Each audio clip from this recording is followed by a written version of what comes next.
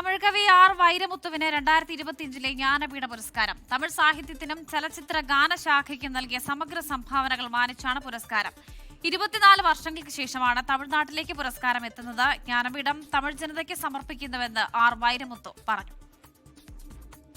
4.5 പതിറ്റാണ്ട് നീണ്ട സാഹിത്യ ജീവിതം, 7500-ലധികം ഗാനങ്ങൾ, 37 പുസ്തകങ്ങൾ, 7 ദേശീയ പുരസ്കാരങ്ങളും 6 സംസ്ഥാന പുരസ്കാരങ്ങളും.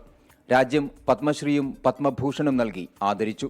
ഇതിനൊക്കെ പിന്നാലെയാണ് ജ്ഞാനപീഠം കൂടി വൈരമുത്തുവിനെ തേടിയെത്തിയത്. പുരസ്കാരം തമിഴ്നാട്ടിനും തമിഴ് ജനതയ്ക്കും സമർപ്പിക്കുന്നുവെന്ന് വൈരമുത്തു. வந்து போவார்கள், தமிழ் நிலையாய் நிற்கும்.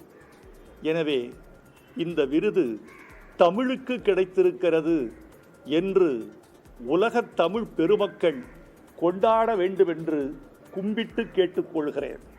24 വർഷത്തിന് ശേഷമാണ് ജ്ഞാനപീഠം തമിഴ്നാട്ടിലേക്ക് എത്തുന്നത്. ഇതിലുള്ള വിഷമവും ആർ വൈരമുത്തു മറച്ചുവെച്ചില്ല. எல்லா விருதுகளையும் விட ஞானபீட விருதை அறிவுலகம் பெரிதாக மதிக்கிறது. எனக்கும் ஞானபீடத்தின் மீது ஒரு மயக்கம்தான் என்று சொல்லிக் கொள்வதில் எனக்கு எந்த நாணமும் இல்லை, எந்த தயக்கமும் இல்லை. காரணம், ஞானபீடம் മുഖ്യമന്ത്രി എം.കെ. സ്റ്റാലിൻ, കമൽഹാസൻ എം.പി. തുടങ്ങി നിരവധി പ്രമുഖർ ആർ വൈരമുത്തുവിന് ആശംസകൾ അറിയിച്ചു.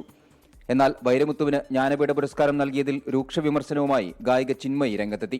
അധികാരവർഗം പീഡകർക്കൊപ്പമാണ്. വൈരമുത്തുവിനെതിരെ പരാതിപ്പെട്ടവർ നിശബ്ദരാക്കപ്പെട്ടു. താൻ വലിയ വില നൽകേണ്ടി വന്നുവെന്നും ചിന്മയി എക്സിൽ കുറിച്ചു.